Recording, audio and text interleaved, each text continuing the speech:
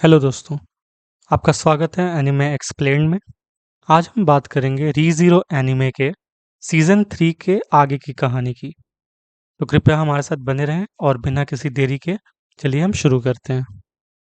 Sword saint Reinhardt. जो दुनिया का सबसे ताकतवर इंसान माना जाता है। हाँ, वो लड़ाई के मैदान से उम्मीद से कहीं जल्दी एक शेल्टर में लौटता है और वहां उसका इंतजार कर रहा है सुबारू। जिसके चेहरे पर हवाइयां उड़ गई हैं। माहौल में एक अजीब सी बेचैनी है। और सुबारू के लिए देखिए, राइनहार्ट का लौटना एक आखिरी उम्मीद की तरह है। बिल्कुल। उसके दिमाग में बस एक ही बात चल रही है, राइनहार्ट डिवाइन प्रोटेक्शन से लैस है, वो लगभग अजय है। शायद, बस शायद, विच कल्ट की अथॉरिटी का भयानक असर उस पर नहीं हुआ होगा। हाँ, कि शायद वो दुनिया के उन नियमों से परे हैं जो इस अभिशाप ने सबके लिए बदल दिए हैं। ये एक बहुत बड़ा दांव है ना।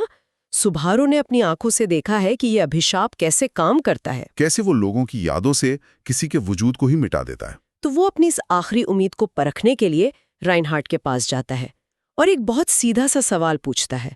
वो अपने बगल में खड़े एक शख्स की तरफ इशारा करता है और पूछता है, क्या आप मेरे बगल में खड़े इस व्यक्ति को जानते हैं? उस सवाल में इतनी हताशा, इतनी उम्मीद, सब कुछ मिला हुआ है। और राइनहार्ट का पहला रिएक्शन भी बड़ा दिलचस्प है। उसे लगता है सुबारू अपनी छोटी स्पिरिट पार्टनर बीट्रिस की बात कर रहा है। हाँ, जो हमेशा की तरह उससे चिपकी हुई है। वो थोड़ा हैरान होकर कहता है, हाँ, ये बीट्रिस सामा है। लेकिन सुबारू कुछ नहीं कहता, वो बस चुपचाप एक टक राइनहार्ट को घूरता रहता है। और वो खामोशी, वो किसी भी जवाब से ज्यादा असरदार है। बिल्कुल। राइनहार्ट को तुरंत एहसास हो जाता है कि सवाल बीट्रिस के बारे में नहीं था।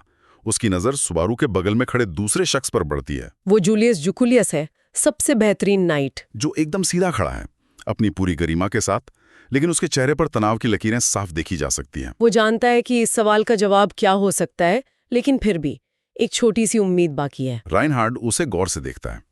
एक पल के लिए ऐसा लगता है कि वो अपनी यादों में कुछ ढूंढ रहा है, और फिर वो बहुत विनम्रता से सिर झुकाकर माफी मांगता है और कहता है, माफ कीजिए, मैं इस आदमी को नहीं जानता। और बस वो एक वाक्य, उसी एक वाक्य में सुबारू की आखिरी उम्मीद चकनाचूर हो जाती है। यहीं पर हमें विच कल्ट की ग्लिटरी की अथॉरिटी की असली भयावहता का पता चलता है ना। बिल्कुल।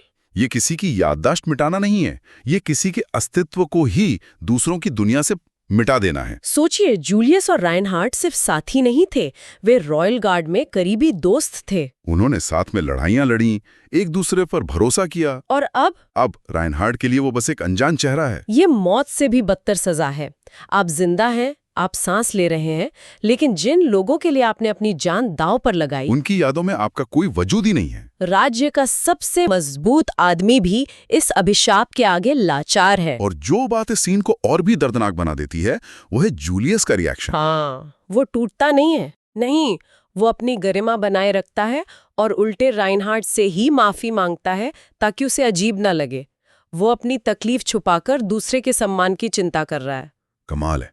और जैसे ये काफी नहीं था, तभी वहां अनास्थासिया आती है, जूलियस की मालकिन, जिसके लिए जूलियस अपनी जान तक दे सकता है। हाँ, वो आती है, जूलियस की ठीक सामने से गुजरती है और उसे देखती तक नहीं, जैसे वो हवा हो। उसके लिए जूलियस का कोई अस्तित्व ही नहीं है। उस एक पल में ये साफ हो जाता है कि ये सिर्फ राइनहार्ट की समस्या नहीं है, ये एक सर्वव्यापी क्रूर सच्चाई है। तो राइनहार्ट के उस एक जवाब ने साफ कर दिया कि उनका सबसे बड़ा हथियार भी इस अभिशाप के आगे बेकार है। और यही बेबसी और हताशा उस मीटिंग में भी नजर आती है, जो इसके ठीक बाद बुलाई जाती है, जहां वो एक नहीं बल्कि कई अनसुलझी समस्याओं से जूझ रहे थे। हाँ, शहर के सारे बड़े लोग, एमिलिया कैंप, फेल्ट कैंप, अनास्टेजिया का गुट, सब एक अस्थायी शेल्टर में इकट्ठा होते हैं। माहौल बहुत भारी है। कई जरूरी लोग तो वहां हैं ही नहीं। गारफील्ड, ओटो, सब बुरी तरह जख्मी हैं। और क्रुश, जो शहर की लॉर्ड हैं, वो भी बिस्तर पर मौत से लड़ रही हैं। और बैठक का पहला मुद्दा क्रुश से ही जुड़ा है। उन्होंने विच कल्ट की एक सिन आर्च बिशप रैथ को जिंदा पकड़ लिया है। और क्रुश का हीलर फेरिस, जो उससे बेहद प्यार करता है, वो जोर देता है कि रैथ से तुरंत पूछताछ की जाए, क्योंकि क्रुश के शरीर पर लस्ट की अथॉरिटी का जहर वो काली नसों की तरफ फैल रहा है और फेरिस को लगता है कि शायद रैथ के पास उसका कोई इलाज हो। ये एक क्लासिक दुविधा है। क्या एक बेहद खतरनाक दुश्मन को जिंदा रखकर उससे जानकारी निकालने का जोखिम उठाया जाए, या उसे तुरंत खत्म करके भविष्य के खतरे को टाला जाए? एक तरफ क्रुश की जान है, दूसरी तरफ एक सिन आर्च बिशप को कैद में रखना एक टाइम बॉम्ब रखने जैसा है। बिल्कुल।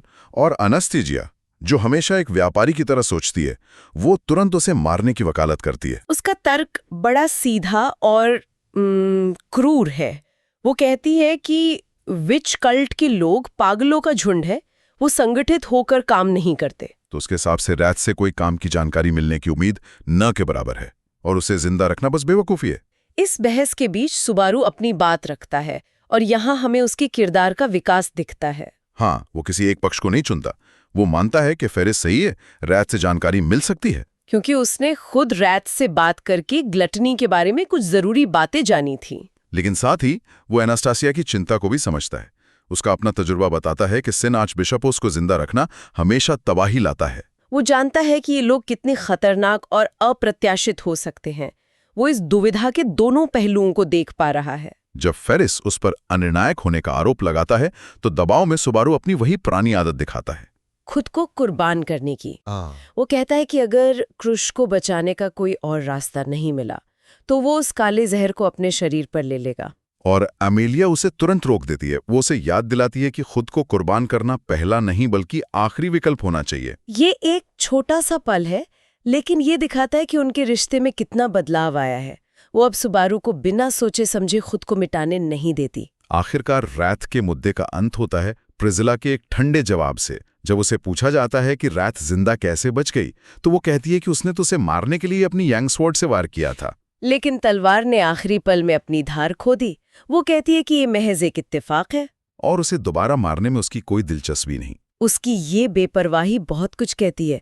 वो दुनिया को ऐसे देखती है जैसे सब कुछ उसकी मर्जी से चलता है। अंत में राइनहार्ड उसे रॉयल कैपिटल ले जाने की जिम्मेदारी लेता है और उसकी माल्कन फेल्ट ना चाहते हुए भी उसके साथ जाने का फैसला करती है। तो रैथ का मुद्दा तो एक तरह से टल गया, लेकिन लड़ाई अपने पीछे और भी भयानक निशान छोड़ गई थी। हाँ, बैठक का अगला मुद्दा उन लोगों के बारे में था जिन्हें लस्ट की अथॉरिटी ने हमेशा के लिए बदल दिया था। मतलब शहर के कई अधिकारी और सैनिक जिन्होंने शहर को बचाने में मदद की थी, उन्हें राक्षसों में बदल दिया गया था। कोई विशाल मक्खी बन गया था तो कोई एक काला ड्रैगन। और सबसे भयानक बात यह है कि ये कोई चोट या बीमारी नहीं थी जिसे जादू से ठीक किया जा सके। बिल्कुल। फेरिस, जो राज्य का सबसे अच्छा हीलर है, वो खुद इस बात की पुष्टि करता है। वो कहता है कि ये ट्रांसफॉर्मेशन है। उनके शरीर की संरचना को ही मौलिक रूप से बदल दिया गया है। इसका कोई इलाज नहीं है। वो इंसान हमेशा के लिए खो चुके हैं। और यहाँ फिर से प्रिसिला का क्रूर यथार्थवाद सामने आता है। वो बिना किसी हिचकिचाहट के उन्हें दया मृत्यु देने का सुझाव देती है। उसके लिए ये एक तार्किक समाधान है। उन्हें इस पीड़ा से मुक्त कर देना चाहिए। लेकिन एमिलिया, वो इसे मानने से साफ इनकार कर देती है। वो कहती है कि हम उम्मीद नहीं छोड़ सकते। और वो एक ऐसा रास्ता सुझाती है जो सिर्फ वही सुझा सकती थी। वो जादुई कोल्ड स्लीप का प्रस्ताव रखती है। ये बहुत ही महत्वपूर्ण पल है। एमिलिया उन पीड़ितों को अपनी जादुई बर्फ में हमेशा के लिए सुलाने का प्रस्ताव देती है। इससे उनके शरीर और दिमाग सुरक्षित रहेंगे और भविष्य में जब कभी इसका इलाज मिलेगा तो उन्हें वापस लाया जा सकेगा। और वो कहती है, मैंने खुद 100 साल इसी तरह गुजारे हैं। उसकी अपनी कहानी इस प्रस्ताव को एक ऐसा वजन देती है जो किसी और के पास नहीं है। ये सिर्फ एक जादुई तरकीब नहीं है, ये एक जीती जागती उम्मीद का सबूत है। और शहर के अधिकारी इस उम्मीद को थामने का फैसला कर लेते हैं। तो एक तरफ है वो लोग जिनकी शारीरिक पहचान छीन ली गई और उन्हें उम्मीद की बर्फ में सुला दिया गया। और फिर चर्चा वापस उसी मुद्दे पर आती है जहां से सब शुरू हुआ था। वो लोग जिनकी यादों की पहचान छीन ली गई है। गिल्टनी के शिकार। हाँ, शहर भर में दर्जनों लोग बेहोश मिले हैं। उनकी कोई पहचान नहीं है, कोई नाम नहीं है। कोई उन्हें जानता नहीं, कोई उन्हें ढूंढ नहीं रहा। उनकी हालत बिल्कुल रीम जैसी है। बस सो रहे हैं, उनकी उम्र भी नहीं बढ़ रही। वे एक जिंदा लेकिन भुला दिए गए सच की तरह हैं। और जब लगता है कि इस समस्या का कोई हल नहीं है, तभी सुबारू खड़ा होता है। वो एक बहुत नाटकीय लेकिन जरूरी कदम उठाता है।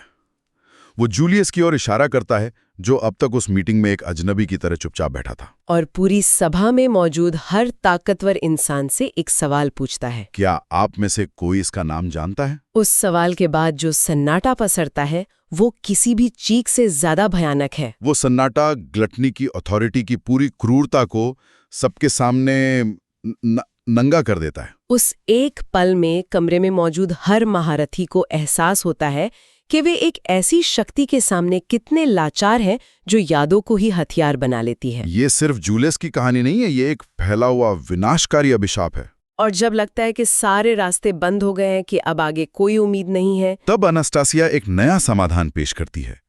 वो हमेशा की तरह एक नया रास्ता खोज लेती है। वो कहती है अगर सिन आर्चबिशप हमें जवाब नहीं देंगे तो हम किसी और से पूछेंगे। और वो एक ऐसे व्यक्ति का नाम लेती है जिसके बारे में सिर्फ कहानियों में सुना गया है। एक ऐसा अस्तित्व जिसके बारे में कहा जाता है कि वो दुनिया का हर राज जानता है, एक महान ऋषि। उसका नाम है सेज शाओला, जो दुनिया के अंत में आगोले के रेतीले मैदानों में बने प्लेयर्ड्स वॉच टावर पर मिलेगी। और इसी के साथ कहानी को एक नई दिशा मिल जाती है।